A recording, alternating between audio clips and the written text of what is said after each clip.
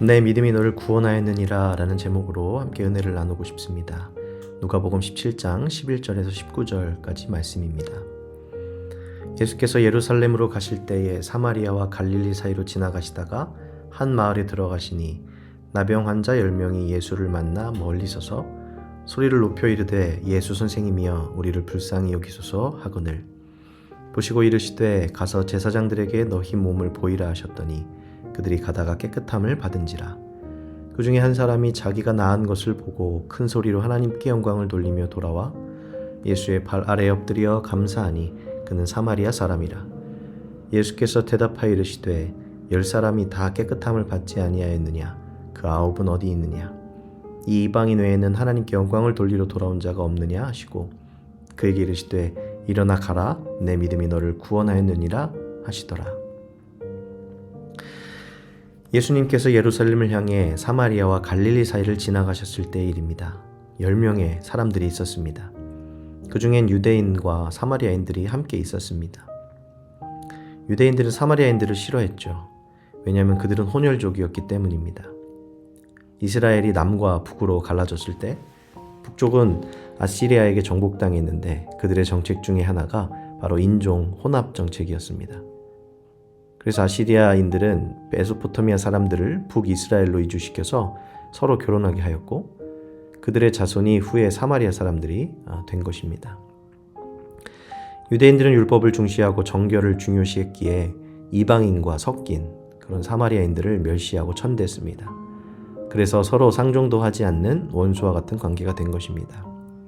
근데 오늘 그런 그들 10명이 함께 예수님 앞에 나온 것입니다. 그곳에는 원수지간인 그들이 함께 지내고 있었습니다. 왜냐하면 그들은 모두 나병 환자였기 때문입니다. 이 병은 전염성이 있는 악성 피부병이었습니다. 그러기에 사회로부터 격리되어 나병 환자들끼리 모여 살았습니다.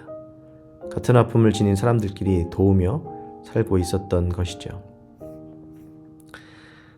누가복음 17장 12, 13절 말씀을 보면 한 마을에 들어가시니 나병 환자 10명이 예수를 만나 멀리 서서 소리를 높여 이르되 예수 선생님이 우리를 불쌍히 여기소서 하거늘.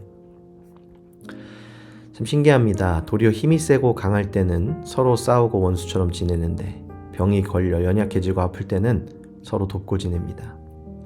때론 연약한 곳에서 가장 큰 은혜를 발견하게 됩니다. 연약하게 노출되어 있을 때 우리는 하나님을 찾습니다. 예수님께 기도드리고 그분의 도우심을 구합니다. 때론 연약함은 은혜입니다. 엘리야도 가장 취약해졌을 때 이 은혜를 만났죠. 이세벨 왕비가 엘리야를 죽이려 할 때 그가 광야로 도망갑니다. 광야의 로뎀나무 아래서 엘리야가 스스로 죽고자 했을 때 하나님께서 천사를 보내시어 숯불에 구운 떡과 물로 그를 살리십니다.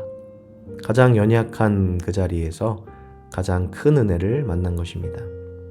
엘리야는 힘을 내어 다시 걸어서 믿음의 여정을 걸을 수 있었습니다. 다윗도 사울을 피해 도망가던 시절 가장 연약했습니다. 성전으로 도망간 다윗, 그곳에서 제사장 아히멜렉을 만나고 빵과 무기를 얻습니다. 너무 힘들고 고단했지만 하나님은 그의 인생과 함께 하셨죠. 바울도 이렇게 고백했습니다. 고린도후서 12장 9절과 10절 말씀에 나에게 이르시기를 내 은혜가 내게 족하도다. 이는 내 능력이 약한 데서 온전하여짐이라 하신지라. 그러므로 도리어 크게 기뻐함으로 나의 여러 약한 것들에 대하여 자랑하리니 이는 그리스도의 능력이 내게 머물게 하려 함이라. 그러므로 내가 그리스도를 위하여 약한 것들과 능욕과 궁핍과 박해와 곤고를 기뻐하노니 이는 내가 약한 그때에 강함이라. 아멘. 우리의 삶도 마찬가지입니다. 우리가 가장 어렵고 취약해졌을 때 하나님은 우리에게 은혜를 부어주십니다. 약해졌을 때 우리는 어떻게 되죠? 선인장 가시처럼 날카로워집니다. 아무도 다가오지 마. 아무도 만지지 마. 그렇게 외칩니다. 그러나 주님은 그런 우리의 상황과 상관없이 우리를 안아주십니다. 우리의 그 가시 때문에 상처가 나서 피가 날지라도 주님은 우리를 꼭 안아주십니다. 저와 여러분이 그 은혜를 누리기를 기도합니다. 10명의 나병 환자, 그렇게 가장 취약한 때 예수님 만났습니다. 예수님께 간절히 기도하고 소리 높여 부탁드립니다. 예수 선생님이여 우리를 불쌍히 여기소서. 예수님은 그들을 불쌍히 여기셨고 그들을 고쳐주셨습니다. 예수님은 간절한 기도를 들으십니다. 여러분의 간절한 기도도 예수님이 다 들으십니다. 그리고 예수님 자비를 베풀어 주십니다. 예수님은 우리의 친구시며 변호사시며 도움이시며 우리의 아버지시며 우리의 주님이십니다. 예수님의 은혜를 입고 10명 중 단 한 명도 빠지지 않고 10명 모두가 병이 낫고 깨끗해졌습니다. 그들은 너무 기뻐서 춤을 추고 환호를 질렀을 것입니다. 그런데 다음 본문 말씀을 보니 그 10명 중 오직 한 사람만이 예수님께 감사하러 돌아옵니다. 15절에서 17절 말씀입니다. 그 중에 한 사람이 자기가 나은 것을 보고 큰 소리로 하나님께 영광을 돌리며 돌아와 예수의 발 아래에 엎드려 감사하니 그는 사마리아 사람이라. 예수께서 대답하여 이르시되 10사람이 다 깨끗함을 받지 아니하였느냐? 그 9은 어디 있느냐? 치유받은 10명 중 유대인들과 또 다른 이들은 자기의 길을 갔고 한 명의 사마리아인만 예수님께 돌아와 감사를 드리며 찬양을 드립니다. 아마 다들 아픈 동안 하지 못했던 자기가 원했던 일들을 하려고 달려간 것 같습니다. 가족을 만나러 간 사람도 있을 것이고 맛있는 음식을 먹으러 간 사람도 있을지 모르겠습니다. 술과 도박 등 그동안 하고 싶었던 유흥거리를 찾아 떠났을지도 모릅니다. 예수님이 물으십니다. 그 9은 어디 있느냐? 창세기 3장에 하나님께서 아담을 찾으시던 말씀이 생각납니다. 아담아, 내가 어디 있느냐? 자신이 있어야 할 자리에 있지 못한 사람들을 위한 질문입니다. 우리가 있어야 할 곳은 어디입니까? 10명의 치유받은 문둥병자들이 있어야 할 곳은 어디입니까? 바로 하나님 앞입니다. 하나님 앞에 와 감사드리고 찬양하고 경배하는 것이 그들의 할 일이었습니다. 그들은 자신이 있어야 할 장소를 잃어버린 것이죠. 그들은 감사를 잃어버린 9명입니다. 사랑하는 여러분, 우리도 마찬가지로 때로 감사를 잃어버릴 때가 있습니다. 하나님이 베풀어 주신 크신 은혜가 있는데 이제는 익숙해져 버려서 감사하지 않는 때가 있습니다. 지금 눈을 감고 한 1분만 생각을 해보아도 감사할 것들이 계속 생각날 것입니다. 아침에 일어날 수 있음에 감사, 시원한 공기를 마실 수 있음에 감사, 일용할 양식이 있음에 감사, 교회에 나올 수 있음에 감사, 말씀을 듣고 찬양을 부르고 예배드릴 수 있음에 감사, 성찬을 받을 수 있음에 감사, 가족이 함께함에 감사, 같이 예배드리는 교회 식구들이 있어서 감사, 또 구원받았음에 감사, 돌아갈 집이 있음에 감사. 감사할 제목들이 참 많습니다. 그런데 중요한 것은 우리가 알고만 있으면 안 됩니다. 이것을 표현해야 합니다. 하나님께 감사하다고 고백하고 기도해야 하고 또는 감사의 예물을 드릴 수도 있습니다. 하나님이 우리들의 감사를 기쁘게 받으실 것입니다. 19세기 프랑스 화가 장 프랑스와 밀레의 만종이라는 작품이 있는데 노을 진 들판 위에 한 가난한 부부가 서 있는 그림입니다. 하루 종일 고된 농사 끝에 그들이 얻은 것이라고는 몇 알의 감자뿐입니다. 고단하고 궁핍한 생활입니다. 그런데 저 멀리 교회에서 들려오던 종소리에 그들이 하던 일을 모두 멈추고 두 손을 모읍니다. 그리고 기도하죠. 비록 가난하고 힘겨운 하루하루지만 그들은 그날의 은혜를 돌아보며 하나님께 감사의 기도를 드리고 있는 것입니다. 참 멋있는 장면입니다. 감사에는 신비한 힘이 있습니다. 감사는 흑백이던 우리의 현실을 컬러풀한 천국으로 바꾸어 줍니다. 감사하는 순간 우리의 삶의 태도가 벌써 달라지고 신비하게도 우리의 마음도 달라집니다. 감자 몇 개뿐이었지만 하나님께 고개를 숙여 감사 기도를 하던 그 부부를 기억하며 오늘 우리도 우리의 감사 기도를 하나님께 드릴 수 있기를 간절히 소망합니다.